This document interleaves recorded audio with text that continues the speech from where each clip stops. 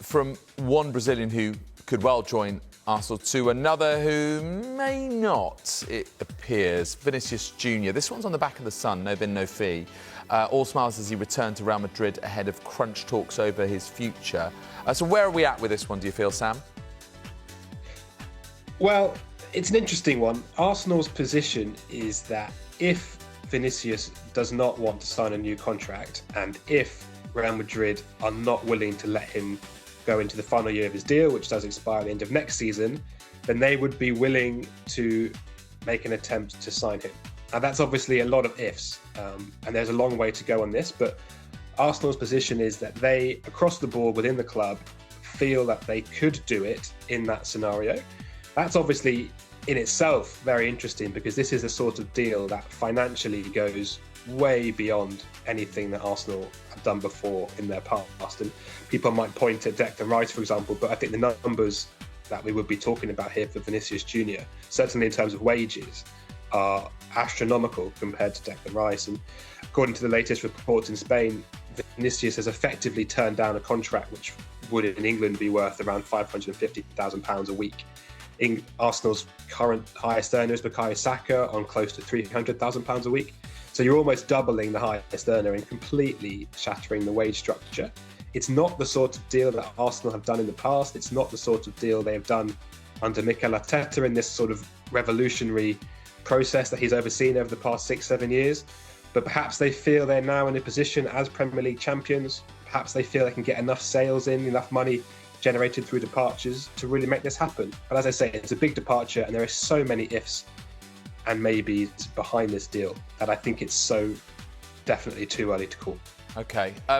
Martin, I just wonder, for context, when I think about, the Premier League as a whole and the players that have been signed over the season, the big transfers, but, actually signing this level of superstar by any club has been very, very difficult, hasn't it? Would you say that the Premier League more like makes superstars rather than sort of recruits them from abroad? What do you think?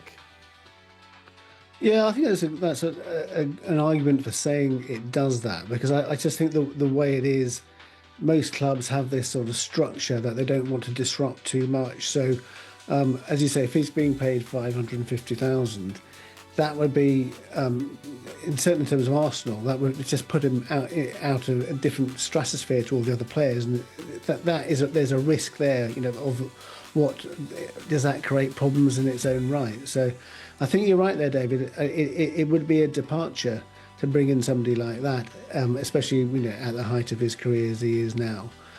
So it would. I think that will be something Arsenal will have to weigh up and calculate. The benefits against the negatives. Right, let's start with what may be a setback for the Premier League champions Arsenal in their pursuit of Bruno Guimaraes. So, Mark, where are we with this one?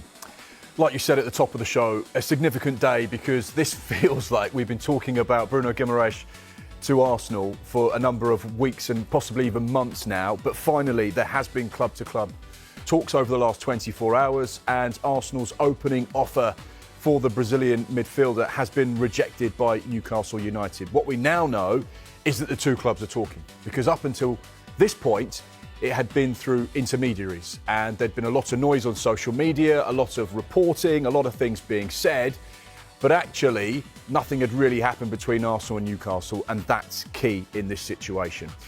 We know that Bruno Guimaraes is now with his Newcastle teammates in the manga. In terms of his contract, he's got 2 years plus a further option for Newcastle, so essentially has a 3-year contract. So they really hold all the cards in this situation. In terms of what happens next, it's up to Arsenal to decide their next move. But come on, Mark, this is going to happen, isn't it? If I was a betting man, which I'm not, I would say that Arsenal end up with Bruno Guimaraes at the end of the transfer window. Now, I know that's not something Newcastle United fans want to hear, but I think it's the direction of travel. It's a big deal. He's 28 years old. He's going to be 29 in November.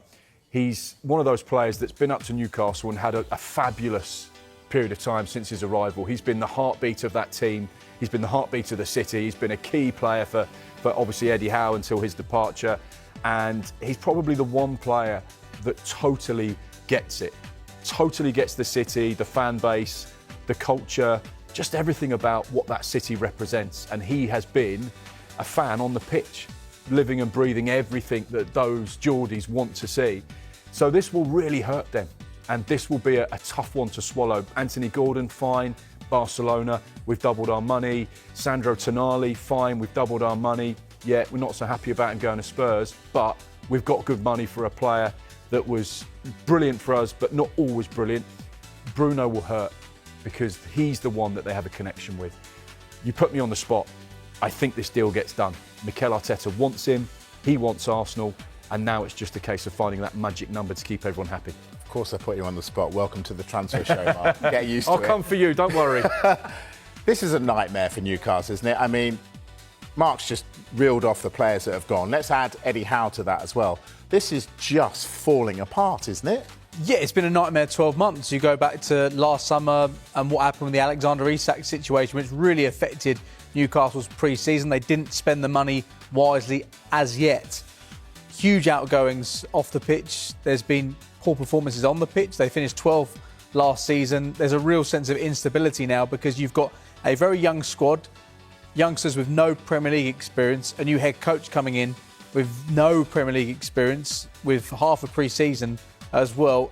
A very, very young squad. A lot of ambition this club had when the Public Investment Fund took over in 2021. It feels a long way away from those trips to Wembley, Champions League nights. It feels like we're a long way away from Newcastle getting back to that level, which is what Newcastle fans were promised and have consistently been promised. But Mark's right. I think the fans could stomach losing some of those key players over the course of the last few years. But Bruno Guimaraes really embodies what has been so brilliant over the course of this roller coaster journey over the last 5 years at Newcastle United. And for him to depart, I think Newcastle would feel, and the fans would feel, maybe it's the final straw almost. It's a case of, it was great the 5 years we had, but have we now given up on this dream and daring to be great again? Well, on that, how have the richest club in the world got to be in this situation? Well, a club the size of Newcastle, based on where they're at in recent years in the Premier League and in terms of their revenue, means they can't just spend their way out of trouble, which they did when the Public Investment Fund took over, when they signed the likes of Kieran Trippier and Chris Wood to get them out of trouble, and it propelled them from a relegation battle to qualifying for the Champions League and eventually winning a major trophy. But the financial rules make it very difficult for clubs that don't generate a huge amount of commercial income and matchday income, which is something that Newcastle are looking to work on now in terms of a bigger stadium. It makes it very difficult for those clubs to consistently compete with those at the very top of English football. That's why Aston Villa have struggled as well when it comes to these financial rules. It's worth bearing in mind the Public Investment Fund were aware of these rules at the time, but because they're not generating that income. Let's look at the season before last. Newcastle brought in £52 million in terms of matchday income. Manchester United that same season, £160 million. The financial rules means it's there in a way to preserve the status quo.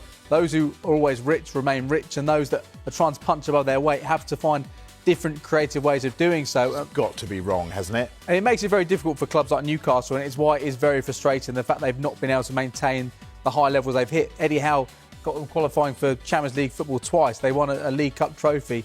But now they're opting for a completely different transfer strategy where they're attracting young players between the age of 18 to 24, players with a high ceiling that they can sell for big money further down the line. You'd think this strategy is very, very different from what the Public Investment Fund had in mind when they took over the club. It's going to be fascinating to see how things play out, because are they going to remain patient with this strategy, which will take a long time for things to pay off? You'd think, unless they have a miraculous season this year, it looks unlikely they're going to qualify for Europe, and you wonder how long they'll remain committed to this project. Yeah, Mark, I go on about them being the richest club in the world, but in reality then, are they? No, they're not.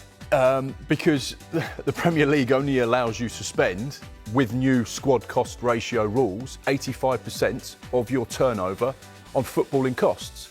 James touched upon some of the figures there. So, for example, Newcastle United, in their last set of financial accounts to the end of June 2025, they had a turnover of 335 million. You compare that, and obviously you can spend 85% of that. You compare that to someone like Manchester City, 694 million, which was 20 million down on the season before because they didn't progress as far in the Champions League.